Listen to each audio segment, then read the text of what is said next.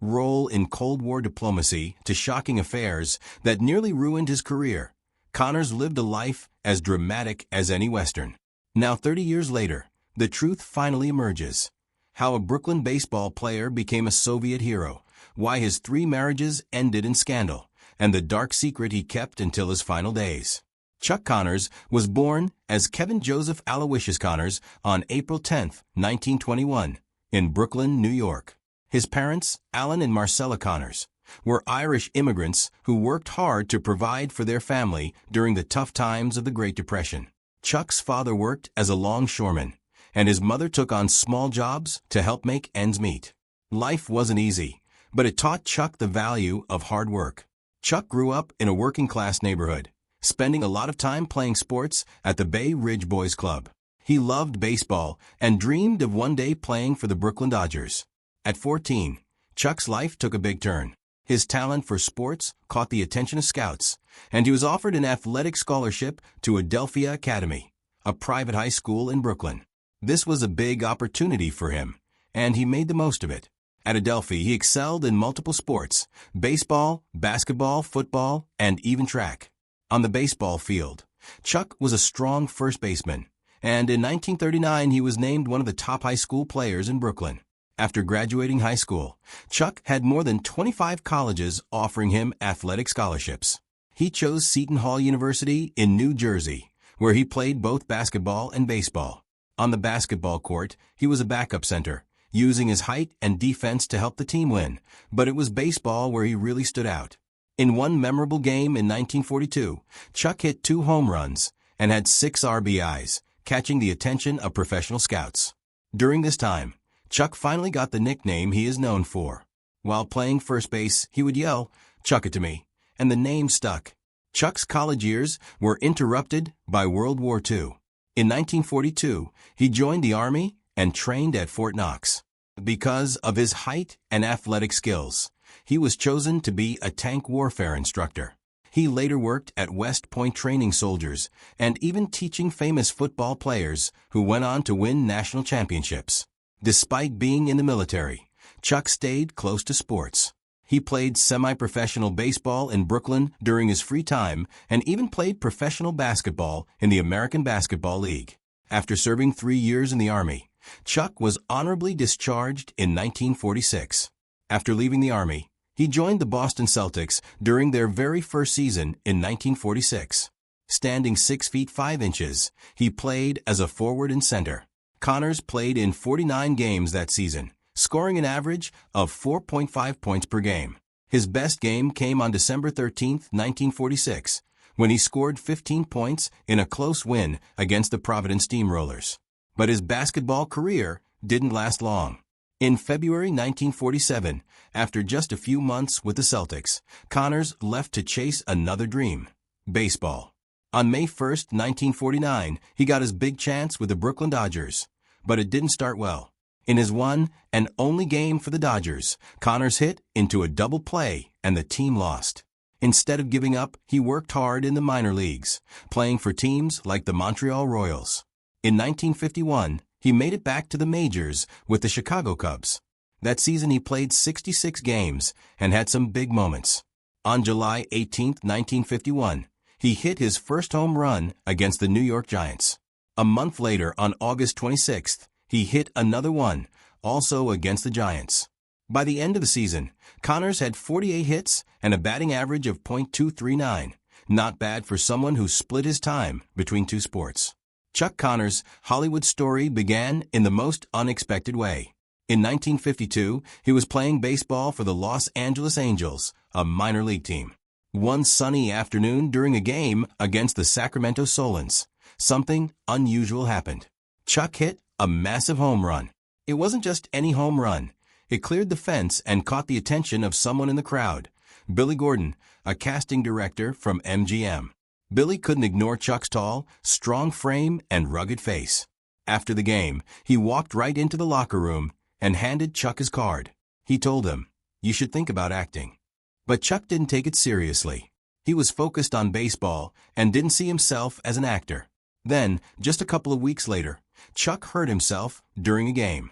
It wasn't serious, but it gave him time to think. out of curiosity, he decided to visit MGM and see what this acting thing was about. To his surprise, they offered him a screen test right away. He gave it a shot, and they liked what they saw. Just 3 days later, Chuck signed his first Hollywood contract. That quick decision changed his life forever. His first role was in a movie called Pat and Mike, a romantic comedy starring two huge Hollywood stars, Spencer Tracy and Katharine Hepburn. Chuck's part was small. He played a police captain, but it was still a big moment for someone who had just started acting. On his first day of filming, Chuck was excited but nervous.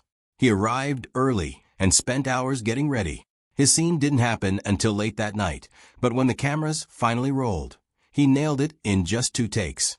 Spencer Tracy even pulled him aside afterward and told him, "You've got something. Stick with it." Those words meant the world to Chuck and gave him the confidence to keep going. After that, Chuck dove headfirst into acting. He took on every role he could find, big or small. Between 1952 and 1958, he appeared in over 20 movies. One of his most memorable early roles was in Disney's Old Yeller, 1957, where he played Bern Sanderson. The movie was a huge hit, and that helped Chuck get noticed even more. He also appeared in films like Trouble Along the Way with John Wayne and The Big Country, where he acted alongside Gregory Peck and Charlton Heston. Each role helped him improve as an actor and build his reputation. In addition to his film work, Connors made frequent television appearances, featuring in 18 different TV shows during this time. Balancing both film and TV was uncommon for actors back then, but Connors' work ethic and versatility allowed him to succeed in both mediums. These 6 years of hard work, diverse roles, and screen time totaling over 1,400 minutes prepared him for the next chapter of his career. Chuck Connors became famous as Lucas McCain in The Rifleman, but it didn't happen right away. In 1957, Connors played a father in Disney's Old Yeller. The producers of The Rifleman saw his performance and thought he was perfect for their show. At first, Connors said no because the pay was less than what he earned doing other acting jobs. But the producers really wanted him, so they offered more money and even gave him 5% ownership of the show. That convinced him to take the role. Once Connors was cast, he started training to prepare. He practiced horseback riding and learned how to spin and shoot a rifle in a way that looked cool on camera. He worked with a gun expert named Rod Redwing to master the moves. Connors practiced so much that his hands got sore and blistered, but he didn't stop until he got it just right. The show premiered on September 30th, 1958, and people loved it immediately. Over 14 million viewers tuned in to see the first episode. Connors' character, Lucas McCain, was tough but also kind, especially with his son Mark, played by Johnny Crawford.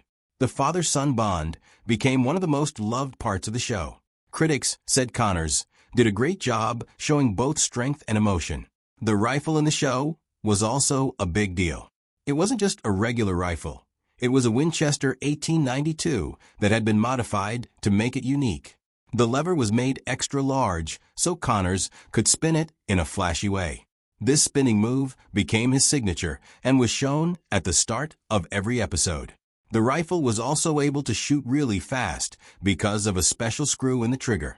This made for exciting scenes where McCain could outgun a bunch of bad guys in seconds. The rifle was so popular that Winchester later made a similar model for fans in real life. But the show wasn't just about action. What made The Rifleman different was its focus on family. Lucas McCain was a widowed father raising his son alone in the Old West. This wasn't common on TV at the time, where most families were shown as having both parents. The show often explored the challenges Lucas faced as both a father and a protector. In one episode, he struggled with letting Mark testify in court because he worried about his son's safety. In another, Lucas had to control his own anger while teaching Mark how to deal with emotions. The relationship between Lucas and Mark felt real, and it connected with a lot of viewers. Single fathers in particular wrote letters to Connors thanking him for showing that they weren't alone in their struggles. One widower wrote, "Your show has given me the courage to keep going." Chuck Connors wasn't just the star of The Rifleman. He had a big role behind the scenes too. By the second season, he started attending meetings with the writers. He pitched story ideas, and some of them became fan-favorite episodes. One of these, The Photographer, was inspired by an overexcited fan Connors had encountered during his baseball career. Connors also made sure the dialogue fit the character of Lucas McCain. He wanted McCain to sound like a real rancher from that time, so he often rewrote lines to include old-fashioned slang. Connors also cared about making McCain a relatable character. He didn't want McCain to seem like a perfect hero. Instead, he pushed for storylines that showed McCain's flaws and moral struggles. In one episode, McCain accidentally kills an innocent man. Connors fought for this story because he felt it was important to show the heavy responsibility of carrying a rifle. Connors also brought in guest stars like his former baseball teammate Duke Snider and helped up-and-coming actors get their start, including Dennis Hopper, who appeared in the pilot episode. By the final season, Connors had so much influence that he was credited as a story consultant on some episodes. He even co-wrote the two-part series finale, making sure it tied up loose ends and revisited old characters.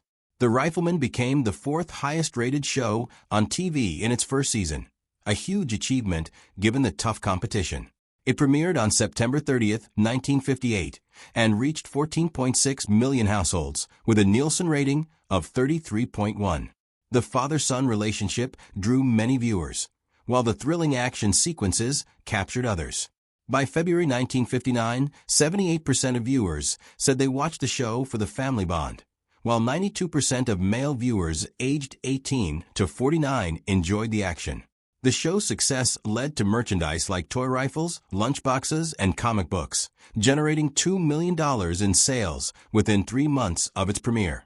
It also earned 3 Emmy nominations in its first season and stayed popular throughout its 5-year run, even ranking 27th in its final season. Decades later, reruns of The Rifleman still attract fans. A 2018 MeTV survey showed it remained a favorite among viewers aged 55 and older. After The Rifleman ended in 1963, Chuck Connors faced a big challenge. The role of Lucas McCain had made him famous, but it also trapped him in the image of a Western hero. The show had lasted 5 seasons with 168 episodes, and viewers couldn't separate Connors from the character. This typecasting became a problem. Connors wanted to prove he could play other roles, so he rejected many offers to do more Westerns. In fact, he turned down 8 Western TV pilots in just 2 years after The Rifleman. While he hoped this would open up new opportunities, it actually slowed his career for a while. To break away from his cowboy image, Connors tried something very different. In the 1964 film Move Over, Darling, he played a stiff, formal banker alongside Doris Day and James Garner. It was a big change from his rugged frontier roles, but the film didn't help him much. Producers and casting directors still saw him as Lucas McCain, and even when he auditioned for non-Western roles, they often said he seemed too Western. By 1965, Connors was so frustrated that he thought about quitting acting and going back to professional sports. Despite these struggles, Connors found new opportunities in 2 TV shows that let him show different sides of his acting talent. In Arrest and Trial 1963 to 1964, Connors played John Egan, a defense attorney. The show was ahead of its time, splitting each 90-minute episode into 2 parts: the investigation led by a detective and the courtroom drama with Connors as the lawyer. Wearing a suit instead of cowboy gear, Connors showed he could play a polished, intellectual character. Critics praised his performance, but the show was canceled after just 1 season. In 1965, Connors returned to a Western with Branded, but this time the story was unique. He played Jason McCord, a cavalry officer falsely accused of cowardice and kicked out of the Army. The show focused on McCord's journey to clear his name and regain his honor. It ran for 2 seasons with 48 episodes and gave Connors a chance to play a more complex and emotional character than his previous straightforward heroes. Connors' most powerful performance came in 1977 when he played Tom Moore in the groundbreaking miniseries Roots. The series followed the history of an African-American family from slavery to modern times. Connors portrayed a cruel plantation owner, a role completely different from his past. His chilling performance showed the brutal realities of slavery without turning Moore into a caricature. The show was a massive success, with its final episode watched by around 100 million viewers. Connor's role earned him an Emmy nomination, a rare honor that highlighted his ability to take on challenging, controversial characters. In the later part of his career, Connors appeared in B-movies and TV guest spots. One of his most memorable roles was in the 1979 horror film Tourist Trap. He played Mr. Slauson, a creepy museum owner surrounded by sinister mannequins. The film didn't do well at first, but later became a cult classic. Connors also took on unusual roles, like battling aliens in the low-budget sci-fi movie The Daytime Ended 1980. On TV, he made appearances in popular shows like Fantasy Island, The Love Boat, and Murder, She Wrote. In the horror action series Werewolf, 1987 to 1988, he played the villain Jano Skorzeny, showing a darker side of his acting. Chuck Connors' personal life was full of love, heartbreak, and drama, much like the characters he played on screen. His first marriage was to Elizabeth Jane Riddell, or Betty, a model from Montreal, Canada. They met in 1948 during one of Chuck's baseball games when he was playing for the Montreal Royals. Betty came from a wealthy family, and their romance moved quickly. They got married on October 1, 1948, when Chuck was just 27 and still figuring out his career. Together, they had 4 sons: Michael, Jeffrey, Stephen, and Kevin. At first, everything seemed perfect, but when Chuck's acting career took off, especially after he landed the Rifleman in 1958, things started falling apart. He was away for long periods filming and working, and rumors about him being unfaithful began to spread. Behind the scenes, their relationship became strained. In 1961, Betty discovered he was having an affair with an actress on one of his film sets. That was the breaking point for her. She filed for divorce, and it was finalized in 1962.